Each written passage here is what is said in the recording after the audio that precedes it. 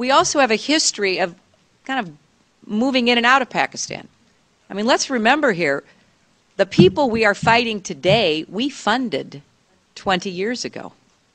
And we did it because we were locked in this struggle with the Soviet Union. They invaded Afghanistan, and we did not want to see them control Central Asia.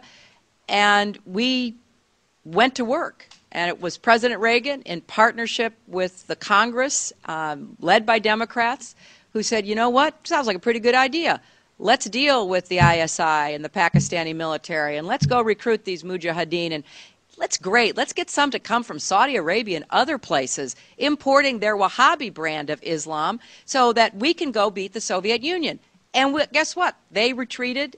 They lost billions of dollars, and it led to the collapse of the Soviet Union. So there's a very strong argument, which is, it wasn't a bad investment to end the Soviet Union, but let's be careful what we sow because we will harvest. So we then left Pakistan. We said, okay, fine, you deal with the stingers that we've left all over your country. You deal with the mines that are along the border. And by the way, we don't want to have anything to do with you. In fact, we're sanctioning you. So we stopped dealing with the Pakistani military and with ISI, and we now are making up for a lot of lost time.